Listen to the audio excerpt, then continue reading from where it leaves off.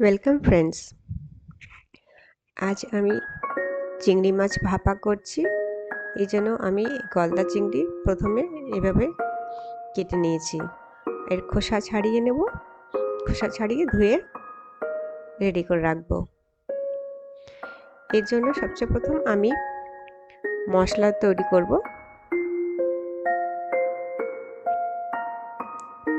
মশলার জন্য আমি 1 বড় চামচ সাদা সর্ষে, 1 চামচ কালো সর্ষে আর 2 চামচ জিরে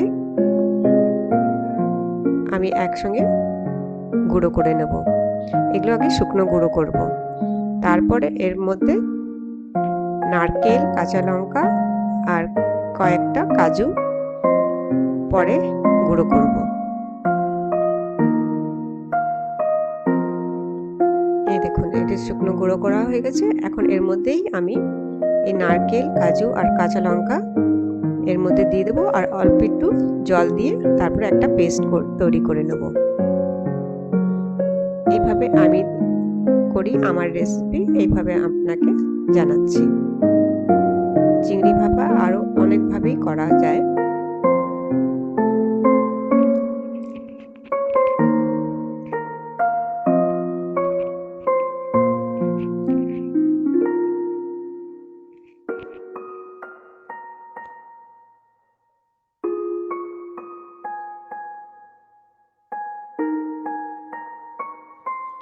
আর এদিকে চিংড়ি মাছগুলো আমি নুন হলুদ মাখিয়ে এটাকে রেখে দেব।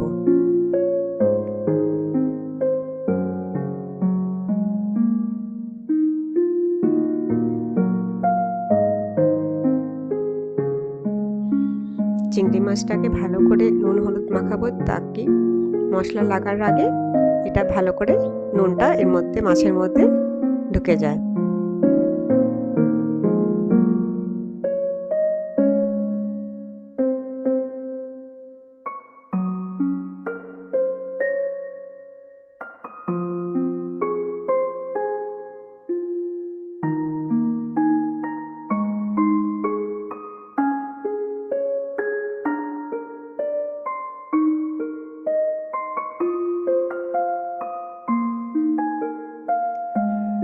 এখন একটা টিফিন বাটি আমি নিয়ে নিচ্ছি। টিফিন বাটির মধ্যে মাছগুলো রেখে এর মধ্যে মশলা মিক্স করব। বাটিটা একটু ছোট হয়ে গেছে, আপনি যদি চান একটা বড় বাটিতেও এটা সব মিক্স করে তারপরে টিফিন বাটির মধ্যে দিতে পারেন। সবচেয়ে প্রথম আমি যে মিক্সিতে আমি মশলাটা পেস্ট তৈরি করেছিলাম সেই পেস্টগুলো নিয়ে নেব। পেস্টের মধ্যে আমি নুন হলুদ দিই নেই, মাছে অল্প একটু নুন দেওয়া আছে, সেই বুঝে আমি এর মধ্যে নুন দেব আর একটু চিনি দিচ্ছি। হাফ চামচের মতন চিনি দিলাম আর হলুদ দেব। হলুদ দিয়ে এটা মিক্স করে নেব।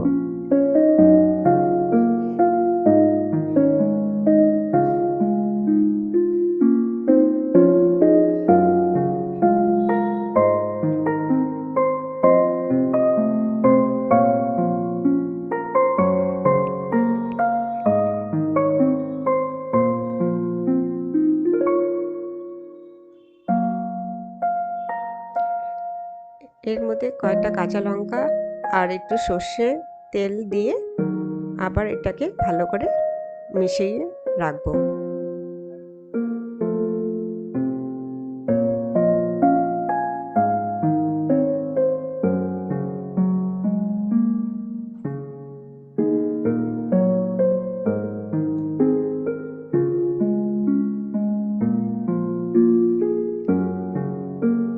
মাছের সাথে মশলাটা ভালো করে মাখিয়ে এটাকে টিফিন বক্সটাকে আটকিয়ে দেব।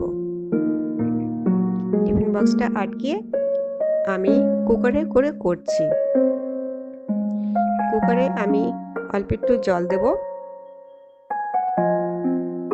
1 বাটির মতন জল দেব। তার মধ্যে এই নেটটা দিয়েছি। আপনি যদি পারেন কুকার স্ট্যান্ডটাও দিতে পারেন এর মধ্যে। তার মধ্যে আমি আমার টিফিন বক্সটা দিয়ে দেব। টিফিন বক্সটা দেওয়ার পরে ঢাকনা লাগিয়ে 1 সিটি, তারপরে কুকারটা ঠান্ডা হতে দেব।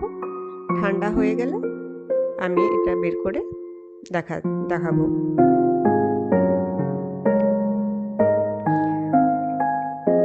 এইভাবে আমি চিংড়ি ভাপা করি।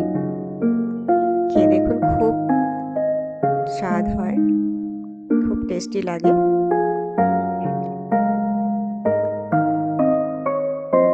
থ্যাংক ইউ এই পর্যন্ত দেখার জন্য। আমার ভিডিওটাকে লাইক আর শেয়ার করুন, সাবস্ক্রাইব করুন আমার চ্যানেলটাকে। Thank you.